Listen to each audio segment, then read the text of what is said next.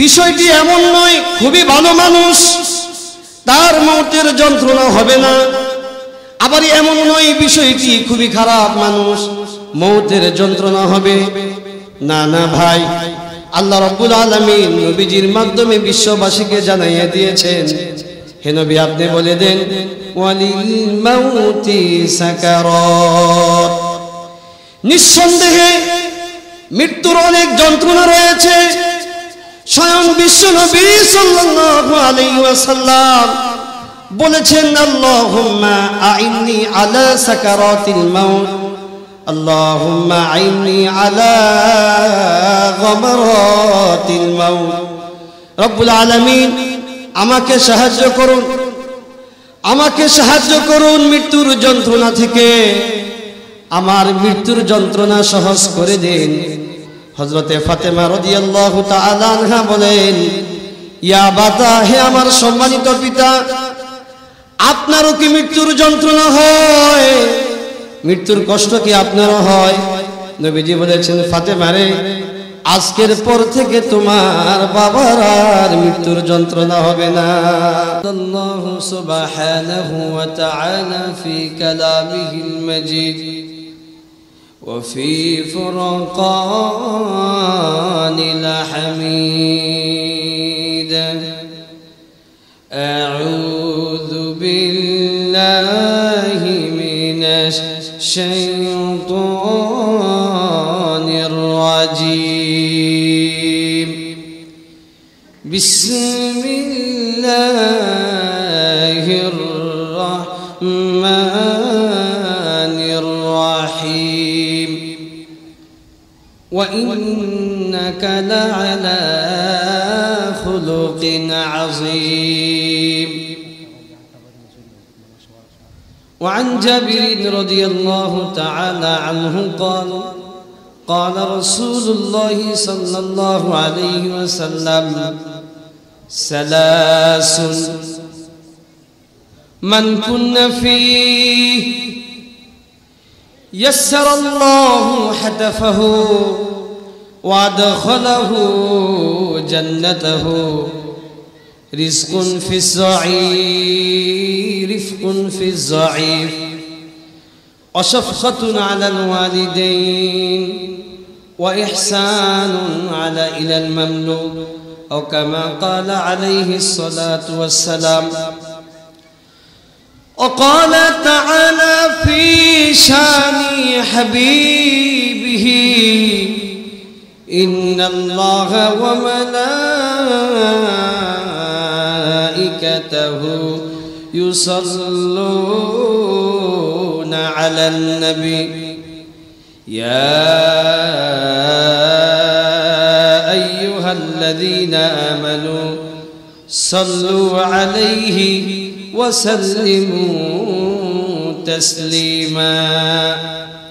নামাজের মধ্যে আমরা যে দুরূদ শরীফ পড়ি একটু জোরে জোরে পড়ি, আল্লাহুম্মা সাল্লি আলা মুহাম্মাদিন ওয়া আলা আলি মুহাম্মাদ কামা সাল্লাইতা আলা ইব্রাহিম ওয়া আলা আলি ইব্রাহিম ইন্নাকা হামিদুম মাজিদ.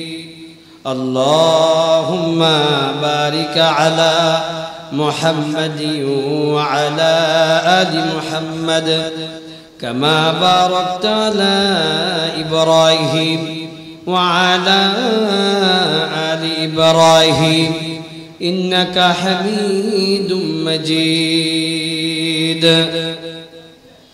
محمد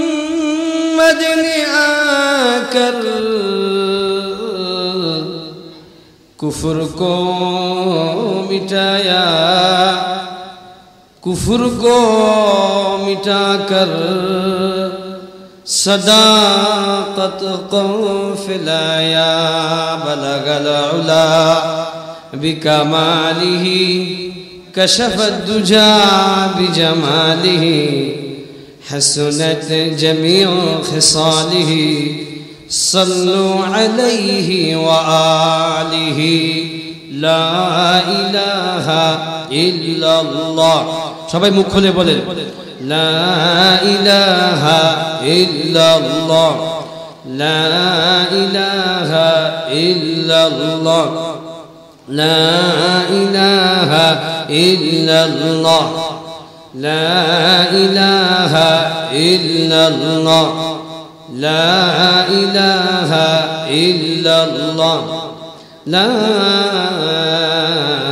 ইলাহা ইল্লাল্লাহ মুহাম্মাদুর রাসূলুল্লাহ। প্রত্যেকে শুকরিয়ার বাক্য পাঠ করি, বলি আলহামদুলিল্লাহ। সম্মানিত হাজিরিন, সর্বপ্রথম আমরা আল্লাহ তাআলার দরবারে শুকরিয়া আদায় করছি যে আল্লাহ তাআলা আমাদেরকে অনস্তিত্ব থেকে অস্তিত্বে এনে জীবন, যৌবন, হায়াত, দুনিয়ার সৌন্দর্য দান করেছেন এবং বরকতময় একটি জলসার মধ্যে উপস্থিত হওয়ার তৌফিক দিয়েছেন। এই জন্য আবারও জোরে সোরে বলি আলহামদুলিল্লাহ। সম্মানিত হাজিরিন, 2000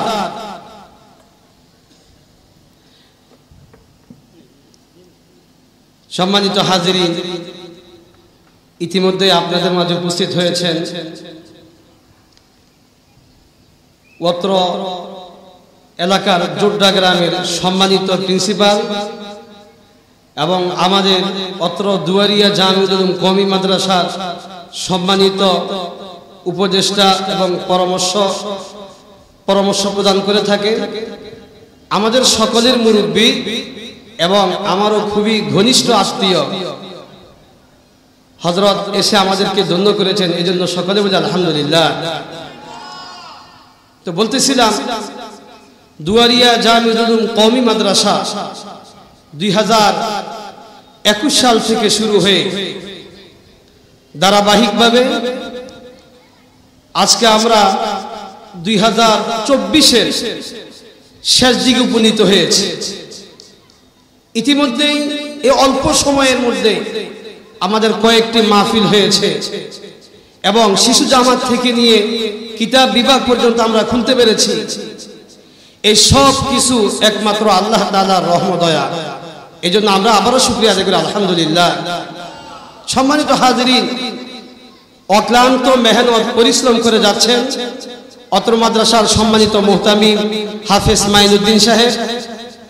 খুবই নিরবিচ্ছিন্নভাবে সার্বিক সহযোগিতা করে যাচ্ছেন আমাদেরকে আলহাজ জনাব মকবুল আহমদ সাহেব এবং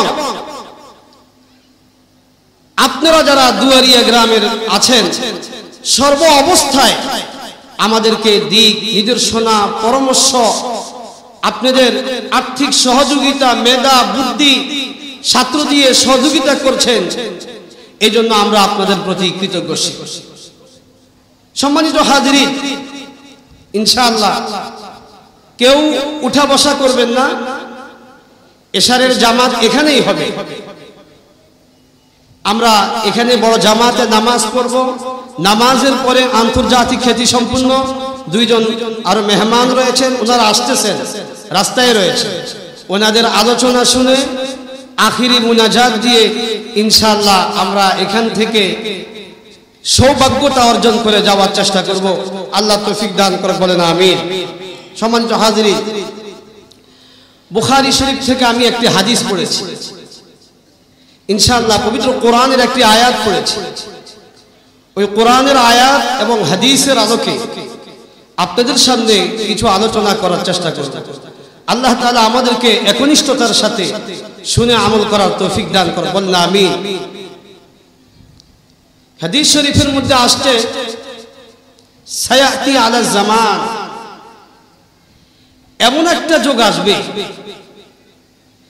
যেই যুগে মানুষ ইউহিব্বুনাল খামসা ওয়া ইয়ানসাউনাল খামসা, মানুষ পাঁচটি জিনিসকে খুব ভালোবাসবে আর পাঁচটি জিনিসকে একেবারেই ভুলে যাবে। বলেন নাউজুবিল্লাহ। পাঁচটি জিনিসকে কি খুব ভালোবাসবে আর পাঁচটি জিনিসকে কি একেবারেই ভুলে যাবে। নবীজি সাল্লাল্লাহু আলাইহি ওয়াসাল্লাম বলেন সায়াতি আলা জামান ইউহিব্বুনাল খামসা ওয়া ইয়ানসাউনাল খামসা। কিয়ামতের পূর্ব মুহূর্তে আখিরি জামানায় এমন একটি সময় আসবে যেই সময়ের মধ্যে মানুষ পাঁচটি জিনিসকে ভালোবাসবে, পাঁচটি জিনিসকে ভুলে যাবে। এর মধ্যে প্রথমটি হলো ইউহিব্বুনাদ দুনিয়া ওয়া ইয়ানসাউনাল আখিরাহ। যেহেতু আমাদের পাশে মসজিদে আজান হচ্ছে, আমরা অল্প সময় একটু আজান আদব রক্ষার্থে আজানের উত্তর দেই। কেউ উঠবো না ইনশাআল্লাহ, এখানে জামাত হবে। আমরা একটু মাফ করে দেয়, কে কে চায়? সবাই চাইছে ইনশাআল্লাহ। তাহলে উত্তর দিকের লোকেরাও মাঝখানে চলে আসি, দক্ষিণ দিকের আমার ইমান প্রাণপ্রিয় মুসলমান ভাইরা মাঝখানে চলে আসে ইনশাআল্লাহ। আল্লাহ বরকত দিবে। একটু মাঝখানে চলে আসেন, একটু মাঝখানে চলে আসেন, আল্লাহ বরকত দিবে। আল্লাহ আপনাদের নেক হায়াতের মধ্যে বরকত দান করে, বলেন আমিন। আল্লাহ আপনাদেরকে মাফ করে দেয়, বলেন আমিন।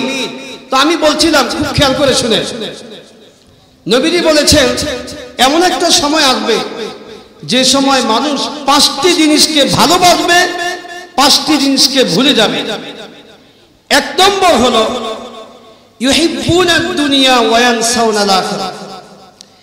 পরিস্থিতি এমন হয়ে দাঁড়াবে মানুষ দুনিয়াকে ভালোবাসবে, আখিরাতকে ভুলেই যাবে। দুনিয়ার চলাফেরা, কৃষ্টি কালচার, সমাজের সাথে মিশা, ঘর বাড়ি তৈরি করা, ব্যবসা বাণিজ্যের সাথে থাকা এমন হবে যে মনেই হবে না আখিরাত যে আছে। এই জন্য বিশ্বনবী সাল্লাল্লাহু আলাইহি ওয়াসাল্লাম আগে বলেছেন পরিস্থিতি এমন দাঁড়াবে ইউহিব্বুনাদ দুনিয়া ওয়া ইয়ানসাউনাল আখিরাহ। মানুষ দুনিয়াকে ভালোবাসবে, আখিরাতকে ভুলে যাবে। সহিহ বুখারীর মধ্যে রয়েছে হযরতে জাবির রাদিয়াল্লাহু তাআলা আনহু থেকে বর্ণিত, মুহাদ্দিসিন কিরাম বলেন যে সমস্ত মুসলমান ভাইয়েরা, ইমানদারেরা তিনটি আমল করবে, আল্লাহ তাআলা তাদের দিলের মধ্যে আখিরাতের ভালোবাসা পয়দা করে দিবে। সুবহানাল্লাহ। কয়টি আমল? তিনটি আমল। আবার বলছি, নবীজি বলেন যে সমস্ত ইমানদাররা, মুসলমানেরা তিনটি আমল করবে, তিনটি কাজ করবে, আল্লাহ রাব্বুল আলামিন তাদেরকে তাদের অন্তরের মধ্যে দুনিয়ার ভালোবাসা সরিয়ে দিয়ে তাদের অন্তরে আখিরাতের ভালোবাসা পয়দা করে দিবেন।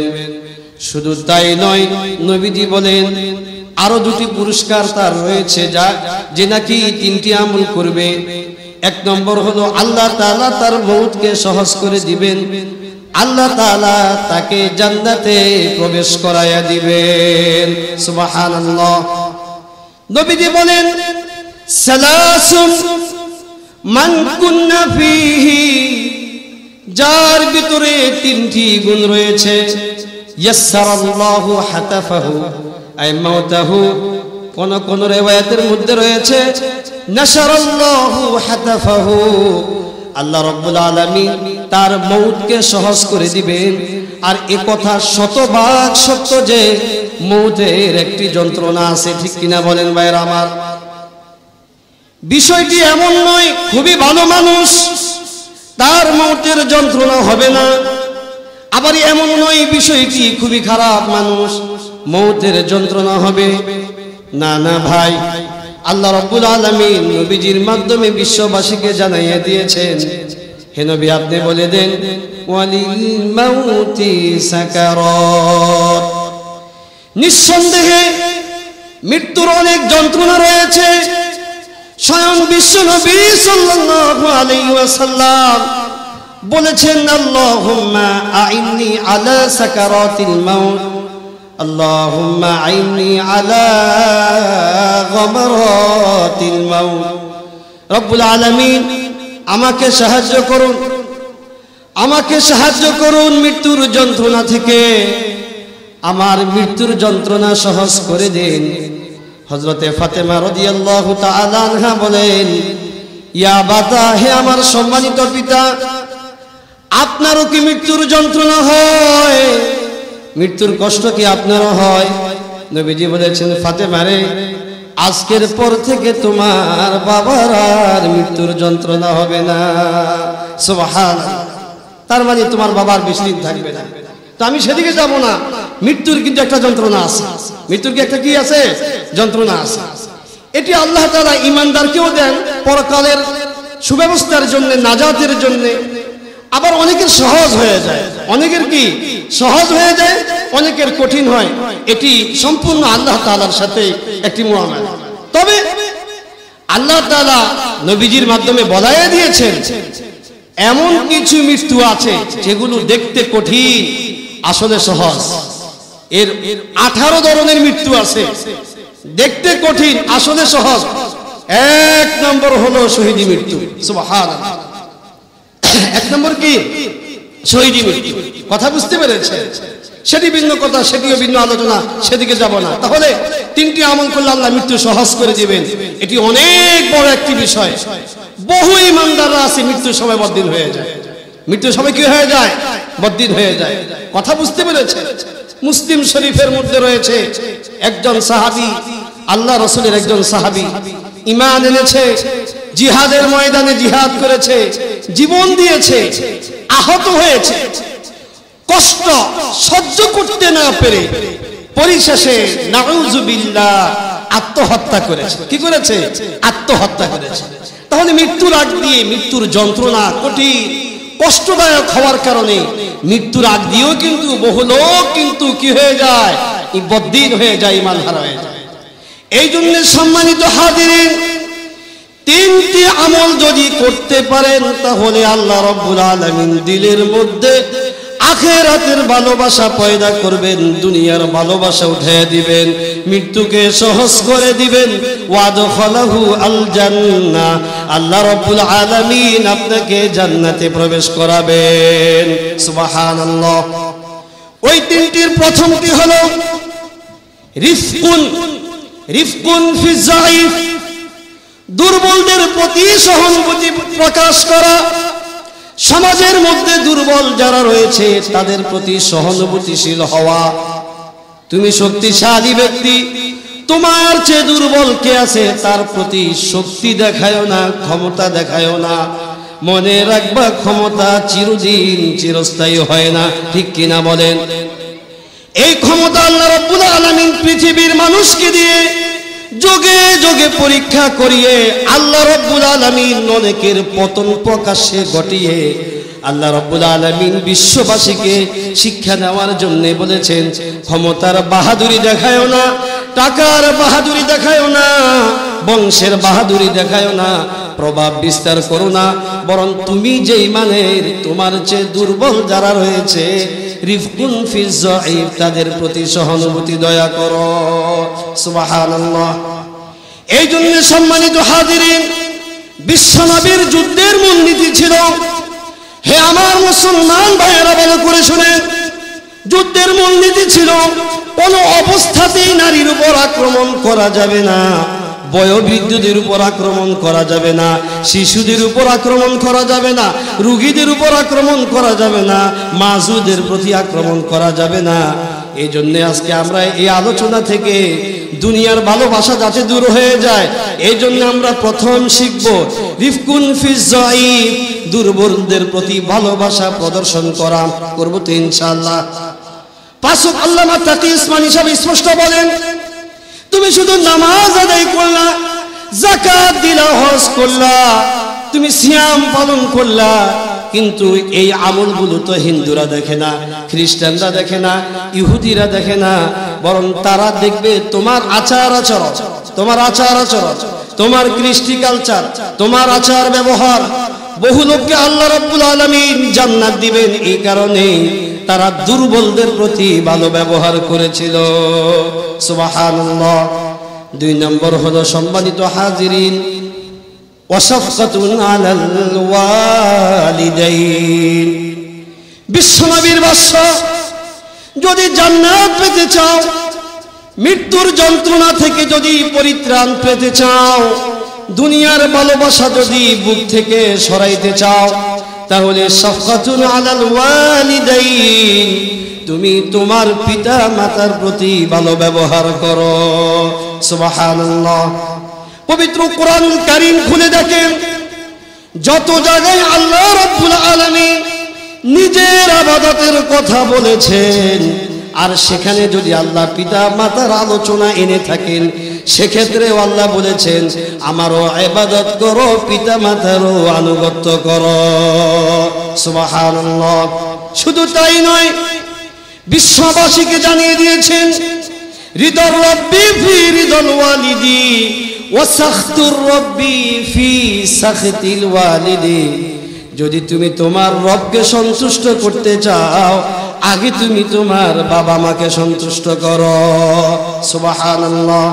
সম্মানিত হাজিরিন, সহিহ মুসলিমের মধ্যে বিস্তারিত আলোচনা, লম্বা হাদিস।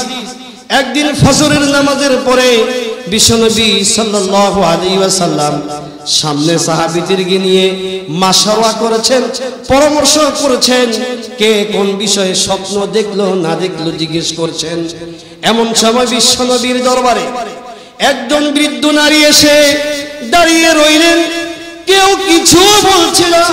বিশ্বনবী সাল্লাল্লাহু আলাইহি ওয়াসাল্লাম দাঁড়িয়ে গেলেন, দাঁড়িয়ে অগ্রসর হলেন, এগিয়ে আসলেন, ওই বৃদ্ধ মহিলার হাত ধরে নবীজির বুক থেকে চাদর খুলে চাদর মসজিদে নববীর বারান্দার মধ্যে বিছায়া ওই বৃদ্ধ মহিলাকে চাদরের উপরে বসাইয়া দিলেন।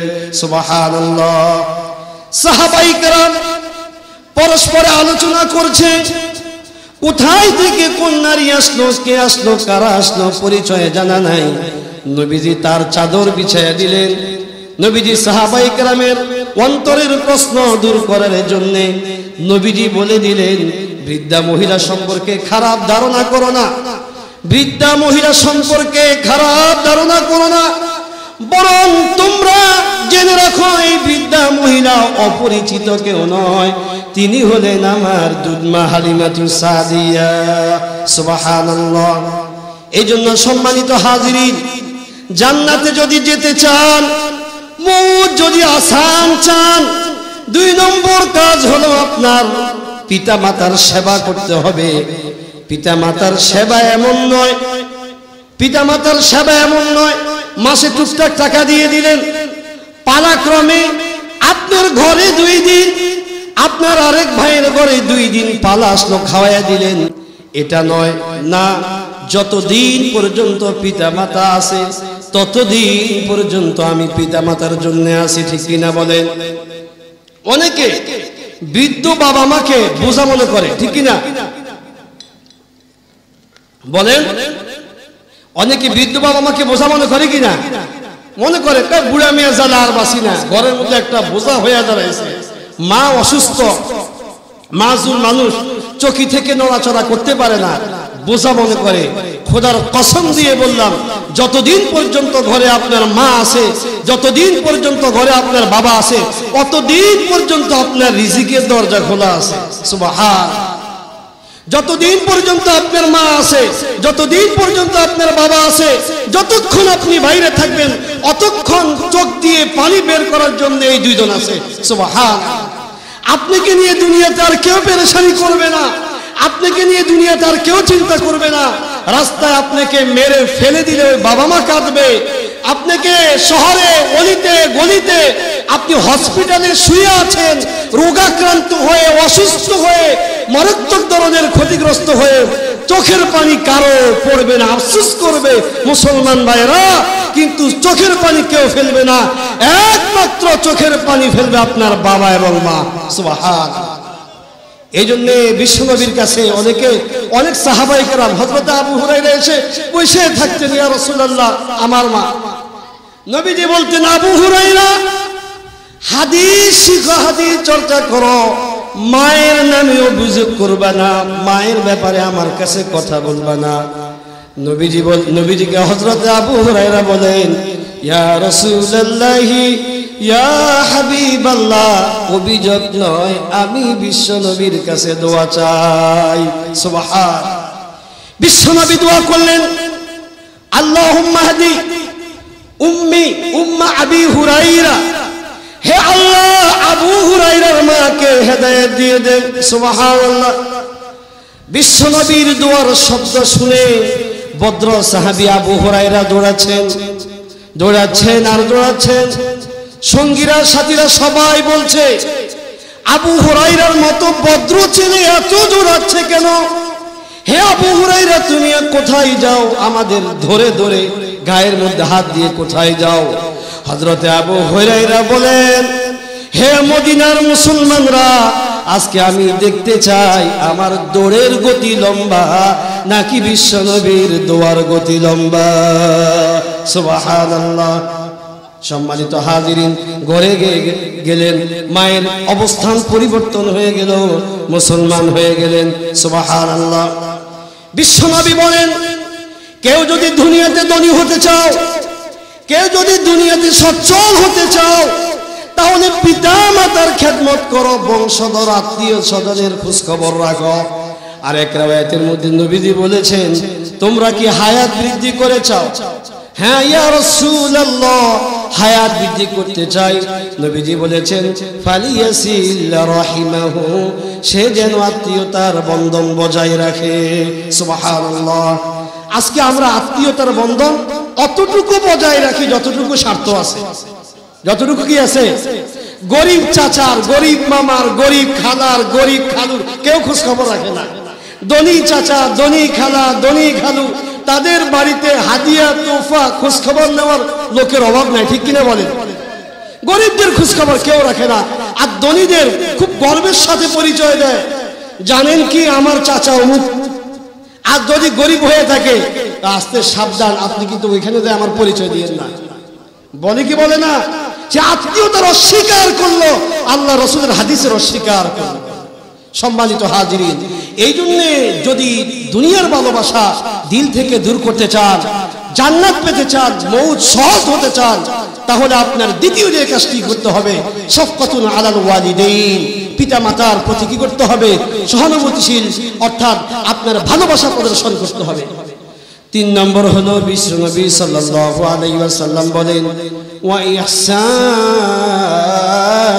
ইলাল মামলুক, যদি মউত সহজ চাও, যদি জান্নাত চাও, তাহলে অধীনস্থদের ব্যাপারে কাজের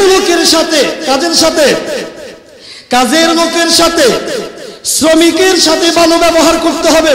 সুবহানাল্লাহ। বিশ্বনবীর খাদেম ছিলেন হযরতে আনাস। সহিহ মুসলিম খুলে দেখেন, হযরতে আনাস বলেন, খাদামতু লিরাসূলিল্লাহি সাল্লাল্লাহু আলাইহি ওয়াসাল্লাম 10 সিনিন, আমি বিশ্ব নবীর 10 বছর খেদমত করেছি। ওয়ালাম ইয়াকুল্লি উফুন কাতু, এই 10 বছরের মধ্যে কোনদিন কোন কাজের মধ্যে আমাকে বিরক্তির সাথে কেন করলা বা করলা না এই শব্দটি উল্লেখ করে নাই। সুবহানাল্লাহ। আজকে দেখা যাচ্ছে শহরে অঞ্চলে বিভিন্ন জায়গায় মালিক দ্বারা শ্রমিক নির্যাতিত হয়, ঠিক কিনা বলেন? কোন রকম কেউ যদি মালিক হয়ে যায়, ক্ষমতা হয়ে যায়, সে আর তার নিচের লোকদেরকে, প্রজাদেরকে মানুষে মনে করে না, ঠিক কিনা বলে? এই জন্য সম্মানিত হাজিরিন, বিশ্বনবীর শিখানো আমল শিখেন। এটাই হইল মুসলমানদের চরিত্র, এটাই হলো আমার আপনার গুণ, এগুলো হইল ঈমান। এগুলো কি? ঈমান।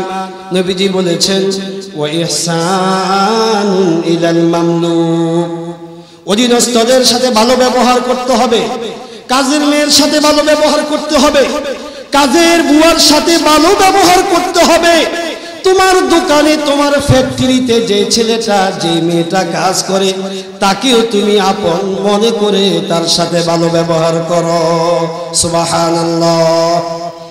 একটু যদি জুলুম হয়, কঠিন কিয়ামতের ময়দানে, আয-যুলমু যুলুমাতুন ইয়াওমাল কিয়ামাহ, অল্প একটি জুলুম সেদিন কিয়ামতের ময়দানে অন্ধকার হয়ে যাবে। মনে রাখবেন, একটু একটু পাপ করতে করতে করতে করতে ভারী হয়, এক পর্যায়ে বাস্ত হয়। ঠিক কিনা বলেন? কথা বলেন ঠিক কিনা? পাপ একটু একটু করতে করতে করতে করতে করতে কি হয়? ভারী হয়। আর এই পাপ এক সময় বিরাট আকারে বাস্ত হয়। ঠিক কিনা বলেন? পতিত স্বৈরাচার শেখ হাসিনার দিকে আপনারা লক্ষ্য করে দেখেন, নির্মমভাবে নির্যাতন করে, অবিচার করে, জুলুম করে এদেশের লক্ষ কোটি টাকার তৈরি সেনাবাহিনীকে অন্যায়ভাবে হত্যা করেছে। ঠিক কিনা বলে? এদেশের মানুষ বিচার পায়নি, চলে গেল, ভেবেছিল শেষ।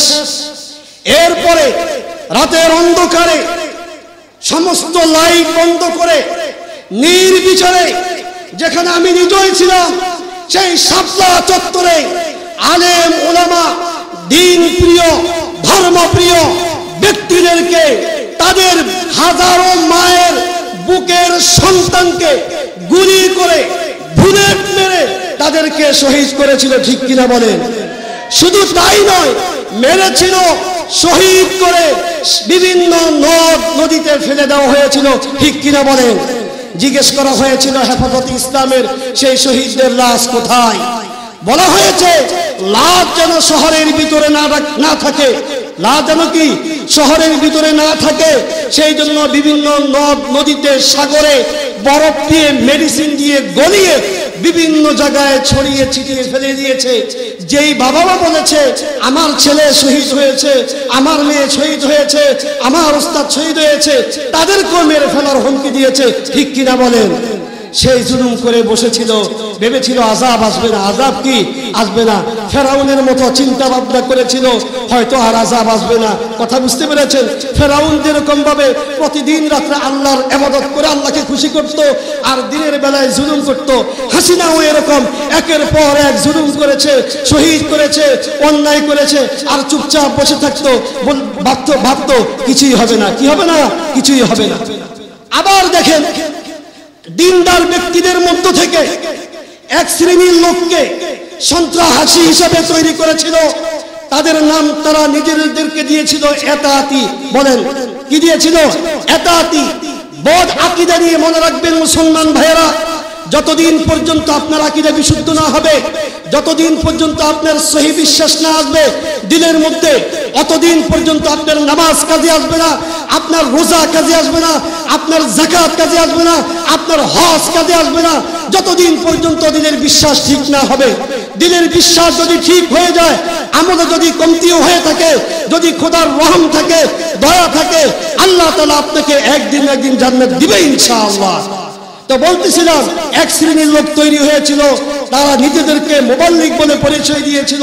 মূলত তাদের আদর্শ হলো ইসরায়েলি পশ্চিমা বিশ্বের সভ্যতা মুসলমানদের দিলে দিলে গেঁথে দিয়ে এদেশের মুসলমানদের আকীদা বিশ্বাস নষ্ট করে বদ্দিন তৈরি করার একটা অপচেষ্টা তারা করেছিল। ঠিক কিনা বলেন? সেই গুন্ডা বাহিনী, সেই সন্ত্রাস বাহিনী টঙ্গীর ময়দানে হাজারো আলেমকে, হাজারো ছাত্রকে পঙ্গু করেছিল, অন্ধ করেছিল, হাত ভেঙে দিয়েছিল, মাথা ফেটে ফেলেছিল।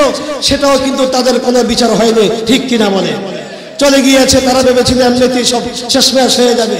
সম্মানিত হাজিরিন, এদেশের স্কুল, কলেজ, ইউনিভার্সিটির ছাত্ররা যখন এই 2024 সালে আগস্ট মাসে এসে একটি যৌক্তিক দাবি সরকারের কাছে উপস্থাপন করেছিল যে আমরা বৈষম্য দূর করতে চাই, অর্থাৎ আপনি আমাদের জন্য চাকরি ভিত্তিক যে কোটা নির্ধারণ করেছেন এটি সম্পূর্ণ অনৈতিক এবং এটি যুক্তিতেও আসে না, এবং আমাদের উপর, মেধাবী ছাত্রদের উপর এক ধরনের জুলুম। ঠিক কিনা বলেন? তাদের এই যুক্তির দাবিকে ছাত্র সমাজ, রাজনৈতিক ব্যক্তিবর্গগণ, ওলামায়ে কেরাম, কৃষক সমাজ, এদেশের সমস্ত মুসলমান, দিন ধর্ম অর্থাৎ দিন ধর্ম সহকারে নারী, মুসলমান, প্রগতিশীল সবাই তাদের এই আন্দোলনকে সমর্থন দিয়েছিল।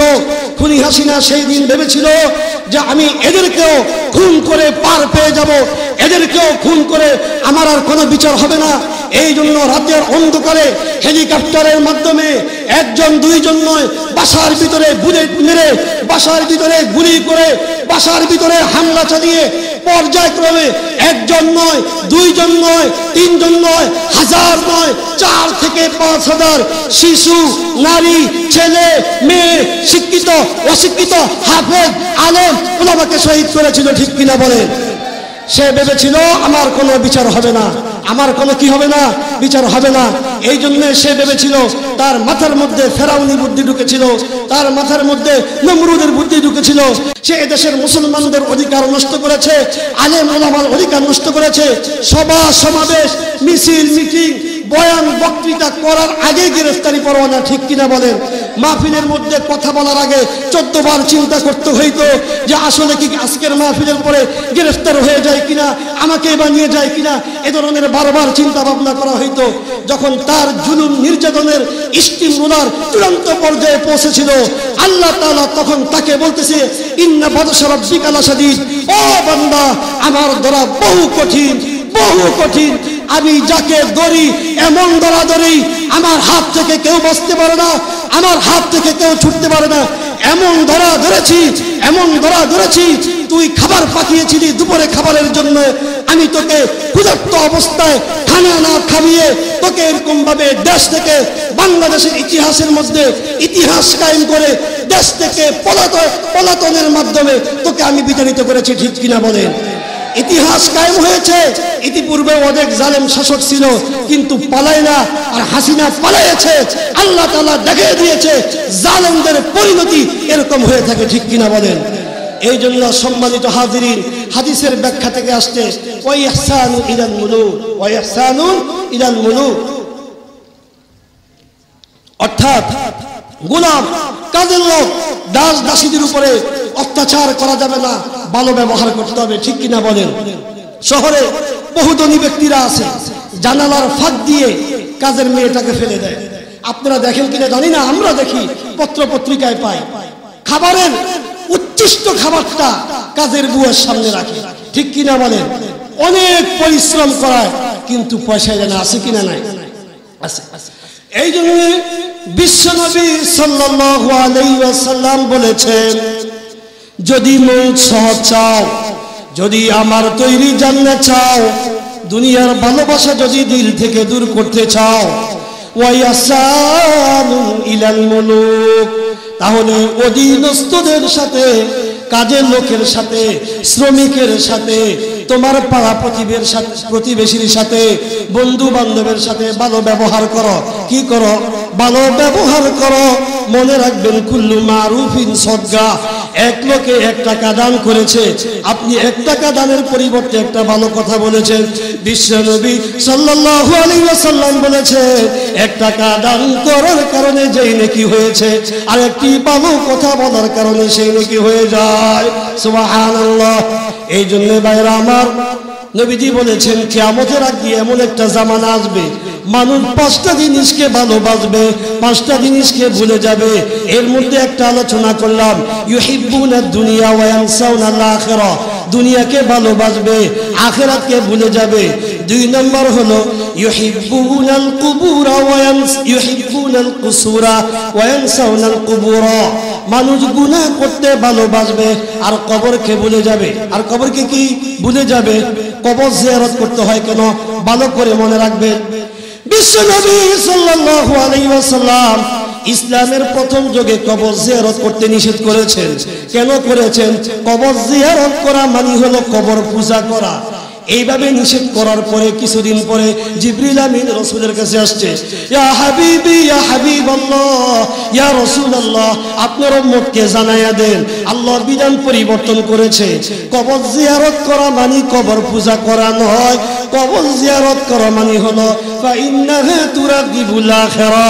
কবর জিয়ারত করা মানে হলো পরকালের স্মরণ হয়ে যাওয়া। সুবহানাল্লাহ। ঠিক কিনা বলেন? বিবেকবান ভাই, ছোট ভাই, বড় ভাই, মেজো ভাই, ছোট ভাই, ঠিক কিনা বলেন? কিন্তু আখিরাতে যাওয়ার ক্ষেত্রে কোনো সিরিয়াল নাই, কিছুই নাই, বরং আল্লাহ তাআলা যাকে যখন মন চায় তাকে নিয়ে যায়। ঠিক কিনা বলেন? দুনিয়ার হায়াত অল্প, দুনিয়ার কি হায়াত অল্প, এই হায়াতের মিকদার কি পরিমাণ আল্লাহ ছাড়া কেউ জানে না, ঠিক কিনা বলেন? এই জন্য বিশ্ব নবী বলেন আখিরাতে পর আখিরি জামানায় এমন এক উম্মত আসবে যারা ইউহিব্বুনাল কুসুর ওয়া ইয়ানসাউনাল কুবুর, গুনাহ করতে ভালোবাসবে, গুনাহ করতে ভালোবাসবে, কবরকে ভুলে যাবে।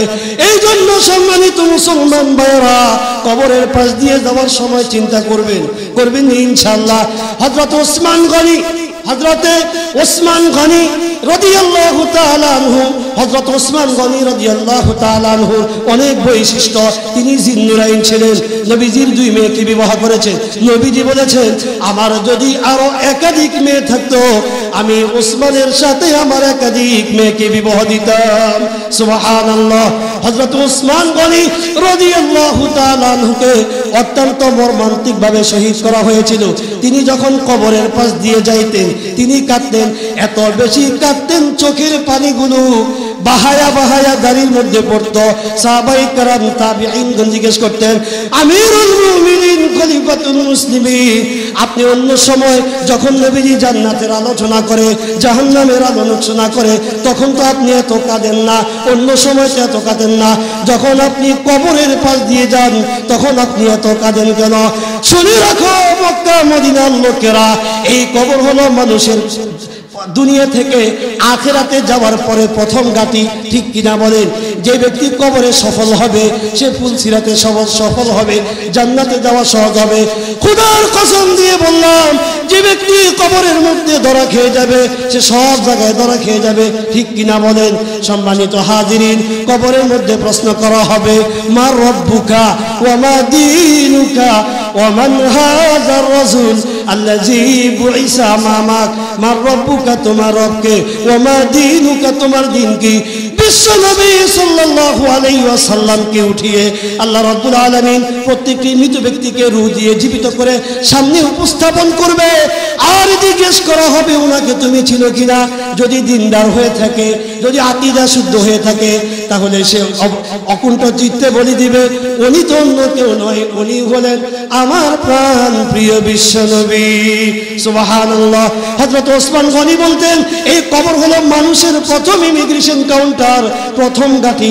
কবরের মধ্যে যদি কেউ সফল হয়ে যায়, কবরের মধ্যে যদি কেউ লাভবান হয়ে যায়, কবরের মধ্যে যদি কেউ নাজাত পেয়ে যায়, খোদার কসম দিয়ে বললাম সে পরবর্তীতে প্রত্যেকটি ঘাঁটির মধ্যে নাজাত পেয়ে যাবে। সুবহানাল্লাহ। এই জন্য সম্মানিত হাজিরিন কবরের কথা স্মরণ করতে হবে, করবেন তো ইনশাআল্লাহ। আর দৈনন্দিন এমন এমন আমল করতে হবে যে আমল দ্বারা আপনার জান্নাতে ঘর তৈরি হয়। কি তৈরি হয়? ঘর তৈরি হয়। বলেন সুবহানাল্লাহ। মুসলিম শরীফের মধ্যে আছে হযরত উমামা রাদিয়াল্লাহু তাআলা আনহু থেকে বর্ণিত, তিনি বলেন নবীজি সাহাবীদেরকে বললেন আমার সাহাবীরা শুনো, তোমাদের কে কে জান্নাতের মাঝে একটি ঘর চায়, জান্নাতের মাঝে আরেকটি ঘর চায়, জান্নাতের মাঝে অনেক বড় সুন্দর চাকচিক্য আরেকটি ঘর চায়।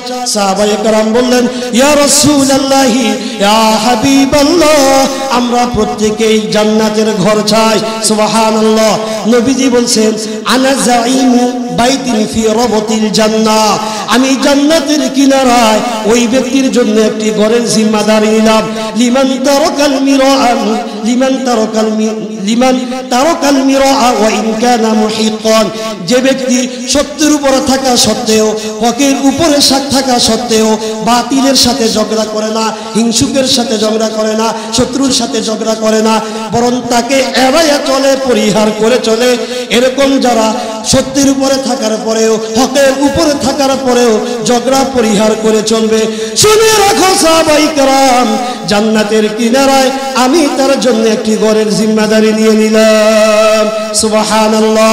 নবীজি সাল্লাল্লাহু আলাইহি ওয়াসাল্লাম বলেছেন আর যে ব্যক্তি ওয়া ইন তারাকাল কিযবা, যে ব্যক্তি ইন তারাকাল কিযবা ওয়া ইন কানা মিজাহান, যে ব্যক্তি অর্থাৎ মিথ্যা পরিহার করে, ঠাট্টার উপর মিথ্যা বলে না, কাউকে বুঝানোর জন্য মিথ্যা বলে না, কথার কথায় মিথ্যা বলে না, এই ধরনের যারা সচ্চর্বদায় আল্লাহকে ভয় পেয়ে সত্য কথা বলে, মনে রাখবা আমি বিশ্বনবী ফি ওয়াসতিল বাইতিন ফি ওয়াসতিল জান্নাহ, জান্নাতের মাঝে তার জন্য একটি ঘরের জিম্মাদারি নিয়ে নিলাম। সুবহানাল্লাহ। নবীজি সাল্লাল্লাহু আলাইহি ওয়াসাল্লাম বলেছেন, আর যার চরিত্র সুন্দর হয়, যার কথা সুন্দর হয়, যার হাতগুলো জুলুম করে না, যার চোখগুলো জুলুম করে না, যার হাত দিয়ে অন্যের জমিনের মাটি কাটে না, যার হাত দিয়ে অন্যের জমিনের আইল ছোট করে না, যার চোখ দিয়ে তাকায়া তাকায়া চুরি করে না, হিংসা করে না, বিদ্বেষ রাখে না, শত্রুতামি করে না, মনে রাখবা এ ধরনের যার চরিত্র সুন্দর, জান্নাতের উঁচু মাকামে তার জন্য আমি একটি প্রসাদের জিম্মাদারি নিয়ে নিলাম। সুবহানাল্লাহ। সম্মানিত হাজিরিন, ভালো ব্যবহারের গুরুত্ব এত বেশি, কঠিন কিয়ামতের ময়দানে যখন প্রত্যেক ব্যক্তিকে আল্লাহ উঠাবে, জান্নাতীরা জান্নাতে যাবে, জাহান্নামীরা জাহান্নামে যাবে, আল্লাহ তাআলা এক শ্রেণীর লোককে বের করবেন জান্নাত থেকে, যারা অনেক আরামায়েশে খুব বিলাসিতার মধ্যে থাকবে, খুব আরামে থাকবে। জান্নাতীরা জিজ্ঞেস করবে, আল্লাহ এরা কারা? আল্লাহ বলবেন, এদের তেমন বেশি নামাজ নাই, তেমন বেশি রোজা নাই, তেমন বেশি যাকাতও নাই, তেমন বেশি হজও নাই, কিন্তু এরা দুনিয়ার মধ্যে মানুষের সাথে ভালো ব্যবহার করেছে। মানুষের সাথে কি করেছে? ভালো ব্যবহার করেছে। মানুষের সাথে ভালো ব্যবহারের কারণে জান্নাতে আজকে তাদের এত মান সম্মান, এত ইজ্জত। তখন ওই ব্যক্তিরা বলবে, আল্লাহ আপনি আমাদেরকে আবার দুনিয়াতে পাঠান, করাত দিয়ে চামড়া ছেলেন, যেভাবে মন চাই সেভাবে রূহ বের করেন, চামড়াগুলো উঠান, আপনারা যেভাবে খুশি সেভাবে মউত দেন, তারপরও আমরা দুনিয়াতে গিয়ে মানুষের সাথে ভালো ব্যবহার করে এ ধরনের জান্নাতের সুযোগ সুবিধা পেতে চাই। সুবহানাল্লাহ। এই জন্য সম্মানিত হাজিরিন, মনে রাখবেন, কোরআন হাদিসের সহিহ জ্ঞান শিক্ষা দেওয়া হয় কওমি মাদ্রাসার মধ্যে। সুবহানাল্লাহ। কোন জায়গায়? জোরে বলুন, কোন জায়গায়? কোরআন হাদিসের সহিহ জ্ঞান কোন জায়গায় শিক্ষা দেওয়া হয়? জোরে বলেন না, কোন জায়গায়? বলে আলিয়া মাদ্রাসা কি? আলিয়া মাদ্রাসায় কোরআন আছে, আলিয়া মাদ্রাসায় হাদিস আছে। আমাদের আকাবিররা অনেকে আলিয়া মাদ্রাসায় পড়ছে, পরিবেশ পরিস্থিতির কারণে কুলায়ে উঠতে পারে না, ঠিক কিনা বলেন? যেখানে এই সহশিক্ষা সেখানে গুনাহ, ঠিক কিনা বলেন? নবীজি বলেন, চোখ দিয়ে তাকাইলে গুনাহ হয়, হাত দিয়ে স্পর্শ করলে গুনাহ হয়, চামড়া টাচ খেলে গুনাহ হয়। এগুলো হলো জিনা। চোখের জিনা তাকানো, হাতের জিনা ধরা, এগুলো হলো জিনা। আর এই জিনার সুযোগ সুবিধা যেখানে থাকবে সেখানে ইলম থাকবে না, ইলম না থাকলে নূর থাকবে না, নূর না থাকলে দিল তাজা হবে না, ঠিক কিনা বলেন? সম্মানিত হাজিরিন, শিক্ষাও আছে, কিন্তু অবস্থার পরিপ্রেক্ষিতের কারণে অনেক আলিয়া মাদ্রাসার শিক্ষকরা তাদের ছেলে আমাদের কওমি মাদ্রাসায় এসে ভর্তি করা যায়। কেন হযরত? আপনার মেয়েকে, আপনার ছেলেকে, আপনার নাতিকে, আপনার পুত্রকে কেন এখানে দিয়ে যাচ্ছেন? আরে ভাই, আগে ছিল একরকম, এখন হলো আরেক রকম। আমাদের পরিবেশ ছিল একরকম, এখনের পরিবেশ ছিল আরেক রকম। খোদার কসম দিয়ে বললাম, যদি এক পাশে ছেলে আরেক পাশে মেয়ে এরকম ভাবে পড়ালেখা করে, গুনাহ হওয়ার সমূহ সম্ভাবনা রয়েছে, ঠিক কিনা বলেন? এই জন্য তাদের বদনাম করছি না, সেখানেও শিক্ষা আছে, নূর নাই, সেখানেও ইলম আছে, কিন্তু ইলম দ্বারা যে আলো তৈরি হয় সেই আলো নাই, ঠিক কিনা বলেন? এই জন্য তিনটি মেহনত। কয়টি মেহনত? খেয়াল রাখবেন, কয়টি মেহনত বলেন? কয়টি? সবাই খেয়াল রাখেন, কয়টি? তিনটি। এক নম্বর, কওমি মাদ্রাসা সিস্টেমে পড়ালেখা করে আলেম হওয়া, এই পদ্ধতিকে কাসেম নানতুবি আমাদের আকাবিররা কেঁদে কেঁদে কবুল করে নিছে। সুবহানাল্লাহ। এই জন্য আমেরিকাতে গবেষণা হয়, ইউরোপে গবেষণা হয়, ভারতের প্রত্যেকটি মিডিয়া আমাদের বাংলাদেশের প্রত্যেকটি কওমি মাদ্রাসার প্রতি তাদের নজর রয়েছে। কিন্তু আলহামদুলিল্লাহ সুম্মা আলহামদুলিল্লাহ, আজ পর্যন্ত কোন রকম এমন কোন দুষ্টুরীতি বের করতে পারে নাই যে দুষ্টুরীতির কারণে মাদ্রাসা বন্ধ হয়ে যায়, ঠিক কিনা বলেন? বরং কওমি মাদ্রাসা দেখায় দিয়েছে বাংলাদেশের মানচিত্র পৃথিবীর বুকে উঁচু একমাত্র কওমি মাদ্রাসায় করেছে, ঠিক কিনা বলেন? গত শুক্রবার বা বৃহস্পতিবার এরকম ভাবে তুরস্কের মধ্যে পুরা বিশ্বের প্রতিযোগিতা দিয়ে 1 নম্বর হয়ে হাফেজ সাহেব আমাদের বাংলাদেশের মানচিত্রকে 1 নম্বর করেছে, ঠিক কিনা বলেন? এই জন্য সম্মানিত হাজরিন, কওমি মাদ্রাসা সিস্টেমে পড়ালেখা করে এরকম ভাবে আলেম হওয়ার পদ্ধতি আল্লাহর কাছে কবুল হয়ে গিয়েছে। এখন হলো আমার আপনার ছেলে সন্তান দেওয়া। আমি সবসময় প্রত্যেকের কাছে একটা বাচ্চা চাই। এমন কে কে আছেন ইনশাআল্লাহ দুয়ারিয়া দারুল কওমি মাদ্রাসা অথবা আপনার এলাকায় যেখানে আছে সেখানে আপনি আপনার সন্তানকে একটি এরকম ভাবে কওমি মাদ্রাসায় একটা সন্তান পড়াবেন? কে কে আছেন? ছেলে না থাকলে মেয়ে, মেয়ে না থাকলে নাতি, নাতি না থাকলে পুতি, এভাবে কে কে আছেন? আল্লাহকে হাত দেখান, আল্লাহকে হাত দেখান। আল্লাহ হাতগুলোকে কবুল মঞ্জুর করবেন, বলেন আমিন। মনে রাখবেন, খুব খেয়াল করে শুনেন। 2 নম্বর হলো দাওয়াতে তাবলীগের মেহনত। 2 নম্বর কি? দাওয়াতে তাবলীগের মেহনত। এটি বাতিল মেহনত নয়, এটি সহি মেহনত। হযরত ইলিয়াস রাহমাতুল্লাহ আলাইহির দরদি মেহনতের মাধ্যমে আল্লাহ তাআলা পুরা বিশ্বের লক্ষ লক্ষ কোটি কোটি মানুষকে দ্বীনের রাস্তায় এনেছে, ঠিক কিনা বলেন? আল্লাহ তাআলা এই মেহনতকে কবুল করেছেন। এই জন্য আপনারা নিজেরা সময় বের করে তাবলীগের জন্য 3 চিল্লা 1 চিল্লা 3 দিন সময় লাগাবেন তো ইনশাআল্লাহ। কোনটার ক্ষেত্রে? যখন উলামায়ে কেরামের ডাক আসবে সেই ক্ষেত্রে, ঠিক কিনা বলেন? বাংলাদেশের মধ্যে এতাহাতি, ফিতনাবাজ, বাটপার, সিটার কোন দল নাই, একটাই তাবলীগ জামাত, সেটা হলো উলামায়ে কেরামের মেহনতের মাধ্যমে যেটা চলে সেটা, ঠিক কিনা বলেন ভাইরা আমার? 3 নম্বর হলো সহি খানকা। কি? সহি খানকা। কথা বুঝতে পেরেছেন? এই দেশের হাজারো হক্কানি পীর মাশায়েখ রয়েছে, কথা বুঝতে পেরেছেন?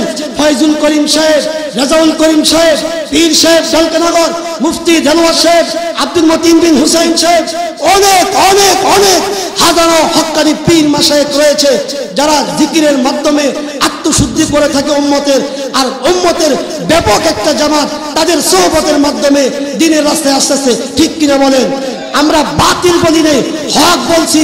তাহিরি গ্রুপ, এরকম ভাবে Maizbhandari group, Sureshwari group, NIT group, Qadiani, Sadiani, Maizbhandari, এরা সব বাতিল। হক্কানি পীর মাশায়েখের কাছে এসে সোহবত ইয়াফতা যখন আপনি হবেন, আল্লাহ তাআলা দিন দিন আপনার মান সম্মান বাড়াবে, ঠিক কিনা বলেন?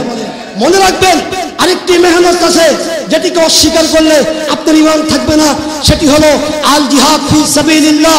আফগানিস্তানের মুজাহিদরা এই পৃথিবীর পরাশক্তি রাশিয়াকে পরাজিত করেছিল, এই পৃথিবীর পরাশক্তি আমেরিকাকে পরাজিত করেছিল, এই পৃথিবীর সমস্ত পরাশক্তিকে পরাজিত করে বিশ্বের মানচিত্রের মধ্যে একমাত্র বর্তমানে ইসলামী শরিয়া মোতাবেক, কোরআন মোতাবেক, সুন্নাহ মোতাবেক একটি রাষ্ট্রে পরিচালিত হচ্ছে, আর সেটি হলো আফগানিস্তান। বলেন সুবহানাল্লাহ। জিহাদ মানে জঙ্গি নয়, মুজাহিদ মানে জঙ্গি নয়। জঙ্গি তৈরির কারখানা ভারতে, জঙ্গি তৈরির কারখানা আমেরিকাতে, জঙ্গি তৈরির কারখানা ইউরোপে, ঠিক কিনা বলেন ভাইরা আমার? বাংলাদেশে জঙ্গি তৈরি হয় না, কোন মাদ্রাসাতে জঙ্গি তৈরি হয় না, বরং সত্যিকার মুজাহিদ তৈরি হয়।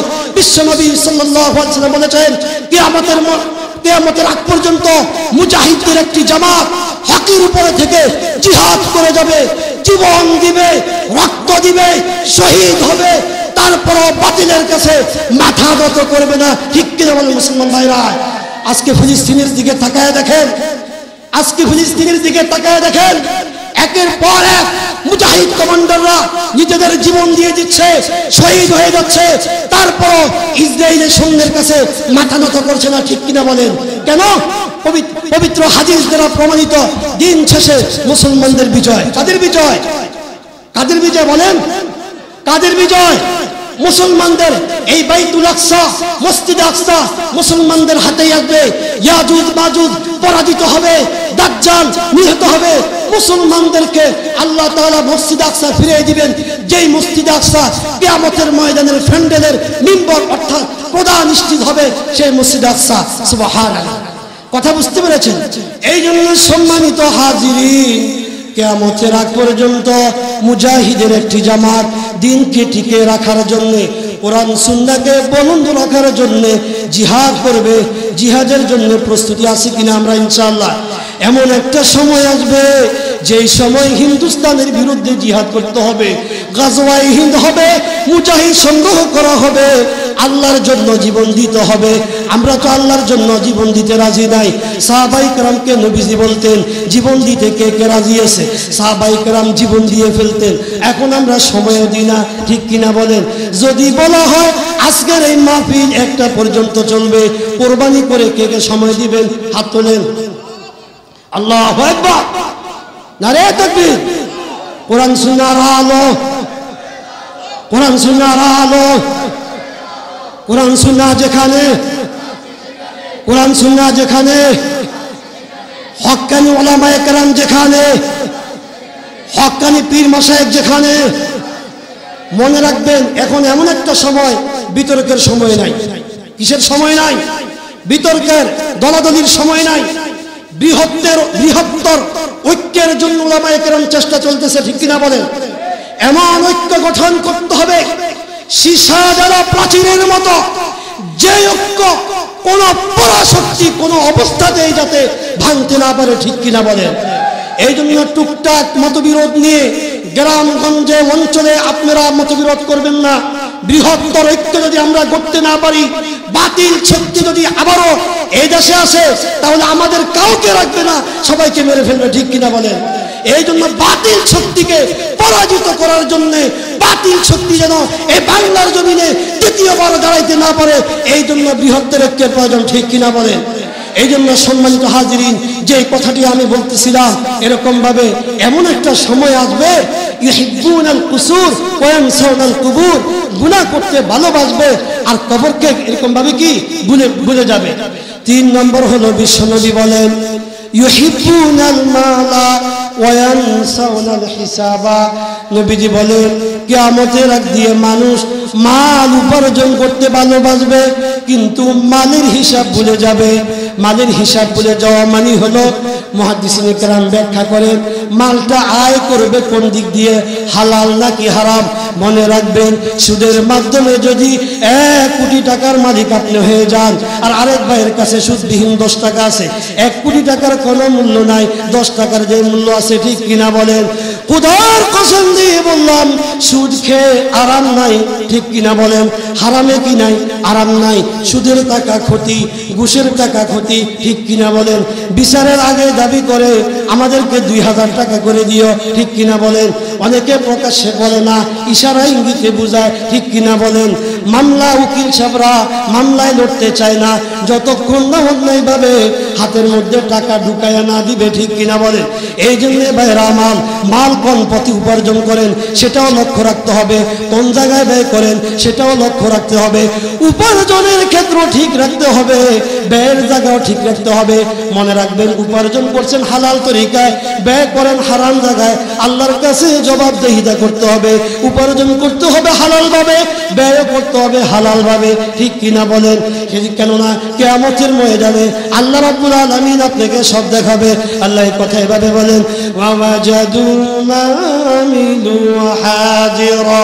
মনে রাখো মুসলমানরা, কঠিন কিয়ামতের ময়দানে মানুষেরা সমস্ত কিছু সে প্রকাশ্যভাবে উপস্থিত পাবে, সেখানে কম করা হবে না, বেশি করাও হবে না। এই জন্য ভাইরা আমার আলোচনা লম্বা করবো না, সময় শেষ হয়ে যাচ্ছে। এই জন্য আমরা সহি তরিকায় মাল উপার্জন করব, সহি তরিকায় মাল ব্যয় করার চেষ্টা করব। রাজি আছি তো ইনশাআল্লাহ? নবীজি বলেন কিয়ামতের আগ দিয়ে মানুষ ইউহিব্বুনাল মাখলুক ওয়া ইয়ানসাউনাল খালিক। নবীজি বলেছেন মানুষ সৃষ্টিকে এত বেশি ভালোবাসবে, ভালোবাসতে গিয়ে স্রষ্টাকে আল্লাহকে ভুলে যাবে, আল্লাহর খোঁজ খবর থাকবে না। অথচ কুল কায়নাতের সৃষ্টি করেনেওয়ালা কে? আরো জোরে বলেন কে? আপনার বাবাকে তৈরি করেছে কে? আপনার মাকে তৈরি করেছে কে? আমাকে আপনাকে তৈরি করেছে কে? আল্লাহ। আমরা বস্তুর ভালোবাসার প্রতি এত বেশি আসক্তি হয়েছি, এত বেশি প্রেরিত হয়েছি যে বস্তুর মালিককে আমরা ভুলে যাই, ঠিক কিনা বলেন? এই জন্য সম্মানিত হাজিরিন, রব্বে কারিমকে স্মরণ রাখতে হবে, যে রব্বে কারিম প্রতিদিন সূর্য উঠায়, যে রব্বে কারিম প্রতিদিন সূর্য ডুবায়, যিনি রাত দেন, যিনি দিন আনেন, ওনাকে স্মরণ রাখতে হবে, মনে রাখতে হবে। কঠিন কিয়ামতের ময়দানে বিচার দিবসের মালিককে কে বলেন? আল্লাহ নিজেই সংক্ষিপ্ত আকারে বলেন, আপনিও পারেন, মালিকি ইয়াউমিদ্দিন। সুবহানাল্লাহ। আল্লাহ রাব্বুল আলামিন বলবেন, সেদিন বলবেন লিমানিল মুলকুল ইয়াউম লিল্লাহিল ওয়াহিদিল কাহার। এই কঠিন কিয়ামতের দিবসের এই মহারাজত্বের মালিককে সেদিন কেউ কোনো শব্দ বলতে পারবে না, বলার সাহস পাবে না। আল্লাহ বলবেন লিল্লাহিল ওয়াহিদিল কাহার, পরাক্রমশালীকে আল্লাহ। আরো দুটি বাকি আছে, ইনশাআল্লাহ এই দুটি আগামী বছর আল্লাহ শোনার, জানার, মানার তৌফিক দান করে, বলেন আমিন।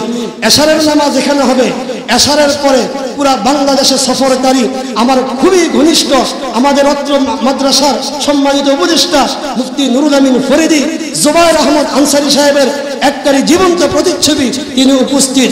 আরো একজন ব্যক্তি রয়েছে যিনাকে এই এলাকায় খুবই কম আনা হয়েছে, আর তিনি হলেন মুফতি মেরাজুল হক মাজহারি সাহেব। বয়ান শুনবেন আমলের জন্য, যদি সুর দিয়ে বলে আলহামদুলিল্লাহ, না দিয়ে বলে আলহামদুলিল্লাহ, তবে আশা করি আলোচনা শুনে দিল তুসবি হবে, জাগ্রত হয়ে যাবে। শেষ পর্যন্ত থাকবেন কারা কারা? আল্লাহকে হাত দেখা। আল্লাহ আমাদের হাতগুলোকে কবুলে মঞ্জুর করে নেন, বলেন আমিন। আমার পাশে বসা উস্তাদ সমতুল্য